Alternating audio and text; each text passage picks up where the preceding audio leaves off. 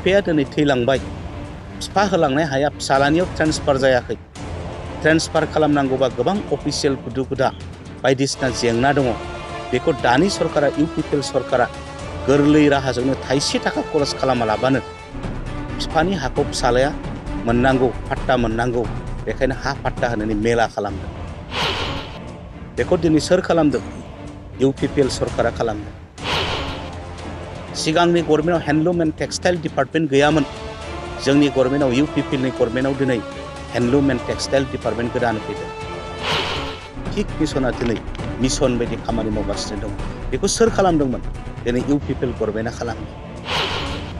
बिफाया दिनै थैलांबाय, बिफा होलांनाय हाया फिसालानियाव ट्रेन्सफार जायाखै। ट्रेन्सफार खालामनांगौबा गोबां अफिसियेल गुदु गुदा बायदिसिना जेंना दङ।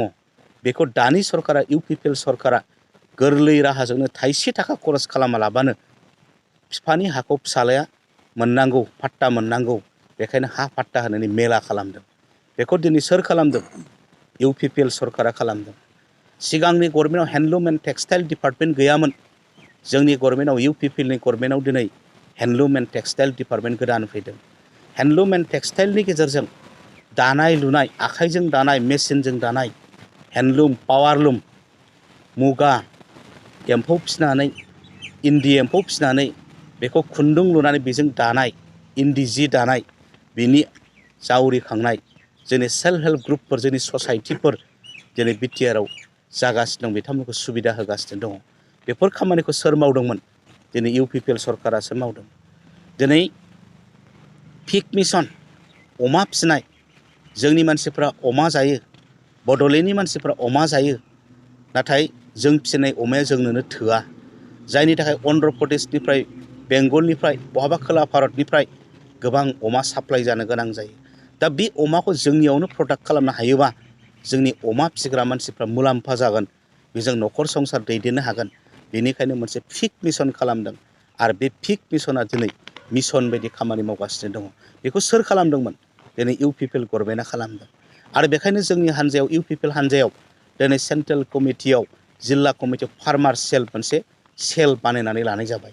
बे सेलनि गेजेरजों बड'लेण्डआव जाहाथे आबाद मावनायनि जांख्रिखांनाय फैयो, ना फिसिनाय, एम्फौ फिसिनाय, अमा फिसिनाय, आबाद मावनाय, लेबु गायनाय, थालिर गायनाय, गासैबो बिथिङाव जोंनि आबादारिफ्रा सुबिदा मोननानै, ट्रेनिं लानानै, आबाद मावनानै गावनि न'खरखौ फोथांनायजों लोगोसे बड'लेण्डनि रांखान्थिखौ जौगाहोनो हायो, बेफोर खामानिखौ मावगासिनो दङ। दिनै बेफोर मिसनखौ सोर लादों? इउपिपिएल सरकारासो लादों। दा बेनिखायनो जों गुड गभार्नेन्स, मोजां खुंथाय होनोसो दिनै नाजागासिनो दङ। जोंनि इयुन जोलै बिए पास, एमए पास, जों बेखार खालामनो लुबैयाखै, ड्राग्स एडिक्ट खालामनो लुबैयाखै, जौ फाग्ला खालामनो लुबैयाखै। बिथांमोनखौ जों इन्टारभिउ खालामनानै, रिटेन टेस्ट खालामनानै 50 जन स्टुडेन्टखौ बासिनानै मोनबा जिल्लानिफ्राय 10 जन दिल्लीनि सानायख' कचिं सेन्टाराव इउपिएससि कचिंनि थाखाय गिबि खेबनि थाखाय फाथायहरबाय। सोर सरकारा खालामदोंमोन? सासे स्टुडेन्टआ दिल्लीयाव जुदि इउपिएससि कचिं लानो थांनोब्ला लाख लाख थाखानि गोनां दं। दिनै बिटिआर सरकारा थाइसे थाखा फरायसाखौ बानहोआलाबानो फ्रि 50सा फरायसाखौ दिल्लीयाव फाथायहरबाय। बेफोर खामानिखौ सोर मावदों? दिनै इउपिपिएल सरकारासो मावदों। थ' बेनिखायनो जों गुड गभार्नेन्सनिसो बाथ्रा सानदों, जों गुड गभार्नेन्स होनायनिसो बाथ्रा सानदों आरो बिटिआर ओनसोलनि 33 लाख सुबुंफोरनो मोजां खुंथाय होनायनिसो जों खामानि मावगासिनो दङ। बेनिखायनो राजनितिकनि मुङाव राजनितिक खालामनाय, मानसिफोरखौ बैथिं बोबथिंलाय बैथिं बोबथिंलाय खालामनाय, बेखौ जों सुखुवा। बेनिखायनो बिथांमोननि बिपिएफनि इउपिपिएलनिफ्राय बिपिएफआव हाबदों होननायखौ जों गनायना लायाखै। बिथांमोना दिनै फैफिनबाय, जों वेलकाम खालामबाय। गाबोननिफ्राय बा दिनैनिफ्राय बिथांमोना इउपिपिएल जानानैनो इउपिपिएलनि थाखाय खामानि मावगोन। गोबाव बुङा जोबनायाव खेबसेबाव बयनिसिमबो ख्रिस्टमासनि आरो फैगौ गोदान बोसोरनि बिटिआर ओनसोलनि आरो बिजनि ओनसोलनि साफ्रोम आइ आफा रायजो राजाफोरनो बिजनि जिल्ला इउपिपिएलनि जानानै मोजां मोननाय, खुलुमनाय, सिबिनाय हरनानै आंनि जि बुंथिनो गोनां बेखौ बेयावनो फोजोबनाय जाबाय।